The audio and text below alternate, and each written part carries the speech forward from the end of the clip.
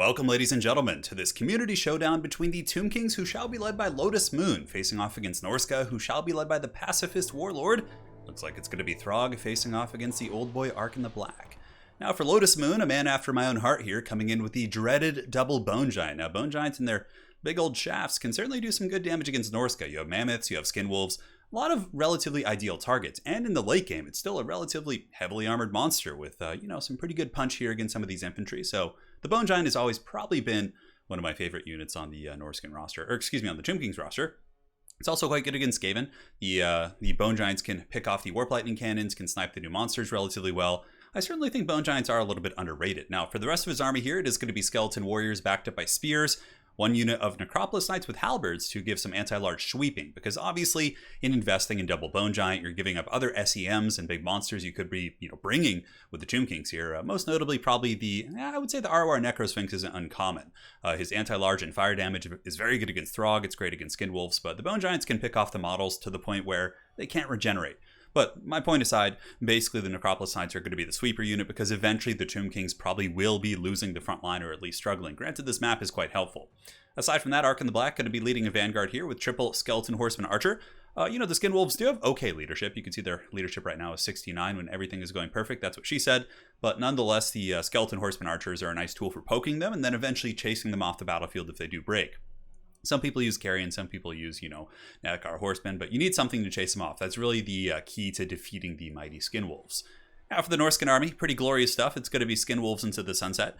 Obviously, they don't have the best AP values, but with their regeneration, their durability, they can generally trade pretty well with the Tomb Kings monsters. So he has 4 of those. He's got a massive core of Marauder Berserkers looking to really grind through that army. And that really is one of the ways you see Norsca win this matchup. They use Burning Heads, they use infantry to just outmuscle the Tomb Kings infantry.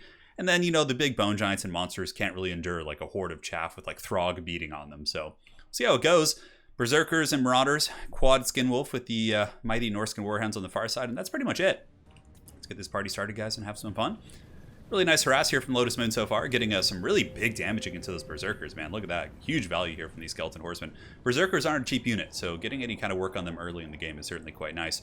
And the Bone Giants, in the meantime, just sending their giant shafts into the face of those Condom Wolves there in the distance, and here in the back, we have the Necropolis Knights trying to chase down the Norscan Warhounds, but very good micro there by the Pacifist Warlord, able to avoid that pretty well. And this is a relatively good situation, right? You have a cheap Warhound unit, costs like 400 or 500 gold, and you have a unit that costs over 1,000 gold having to chase it down. So that's a really good kind of angle from efficiency.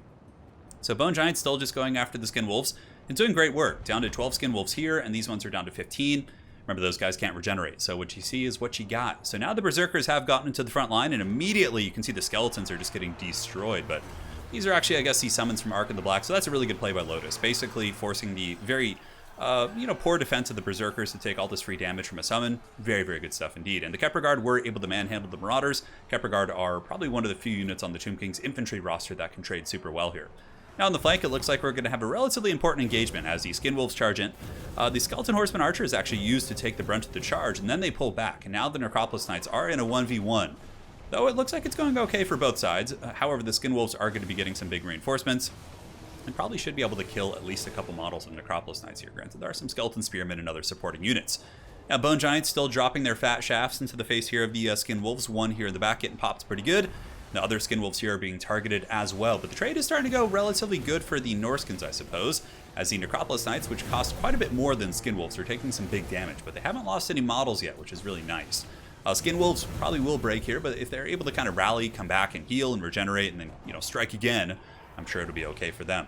Overall, balance of power is pretty even. Ark in the Black. Looks like I did miss that up in the front. Throg must have given him the dirty business. Oh, a fireball's coming in. Ouch, man, that is really painful. Negative 13 leadership. He is crumbling. Arkan really needs to stabilize here. Losing your caster here, Arkan gives you so much value over the course of a long game with his Spirit Leeches and also his Liber Mortis and his summons. Yeah, you don't want to be losing him early. However, I'm sure the Norscan player here has something to say about that. He's probably going to be getting that Bale Fiend and just spamming Fireball on Arkan every chance he gets.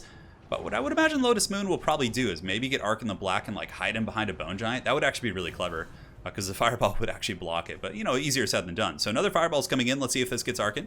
He's at 525. It looks like Lotus is going to be attempting to block maybe with the Necropolis Knights. Let's see if he can get it. Yeah, you see he's trying to get in front of it. Oh, it looks like it just gets past. 525 and he dodges it. Oh my god, that could have been like the game deciding moment right there. You know, losing Arkin that early, oof, that would have been really, really painful. Balance of power though is still actually pretty good for the Tomb Kings. It seems like pretty much all the condom wolves have been more or less pushed off by the Bone Giant fire. There's one Skin Wolf that's been kind of left in the back there for quite some time, which does happen.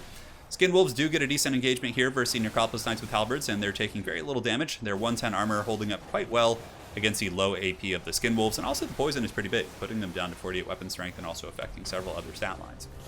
For anyone who's new to the game, if you take a look at what poison does, poison lowers armor-piercing missile damage, base missile damage, speed, base damage. So generally it's speed and the weapon damage overall.